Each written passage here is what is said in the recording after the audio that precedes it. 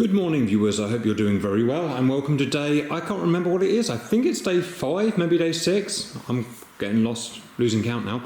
Anyway, let's try and figure out what we're doing today. Excuse me, voice is very bad today.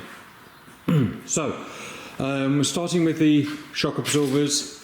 I was just going to throw them away because the great thing about this car is they're so freaking cheap.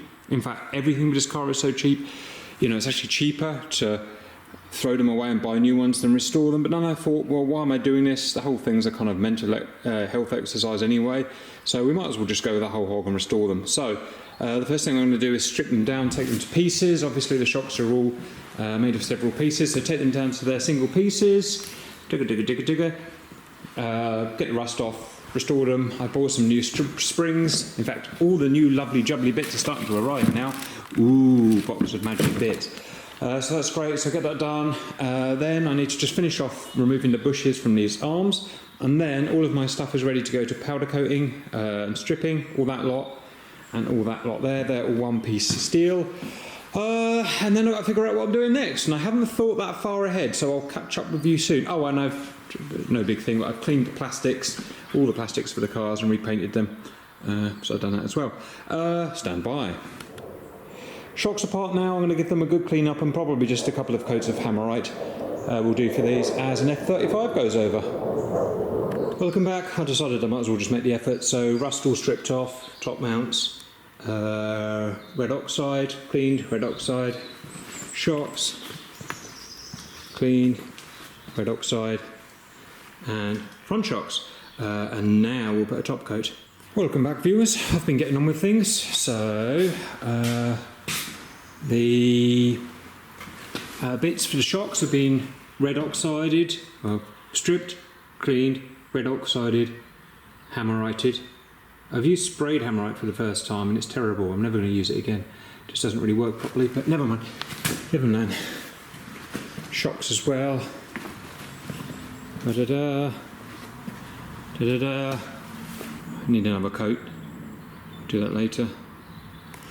As well as that, starting some general de-rusting, some small components, and maybe even some medium-sized components. I'm just trialling this out, chemical.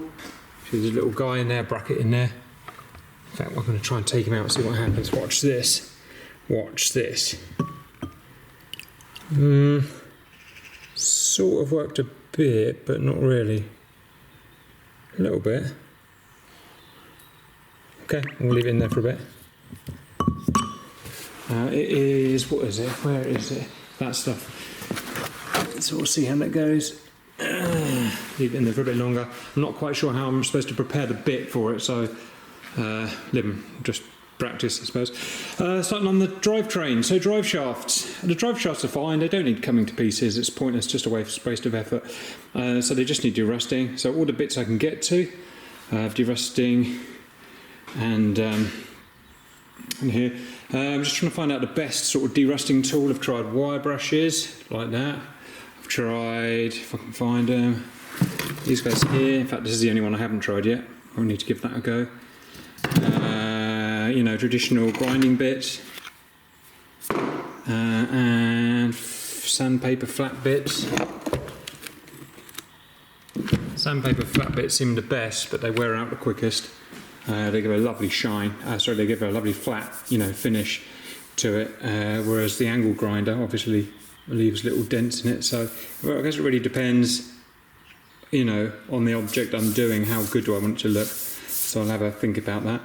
Anyway, for this, I've never done a drive shaft before, never a refurb one, so what I'm probably going to do is the kind of corners, and I'm going to degrease it, and the corners and the edges and stuff.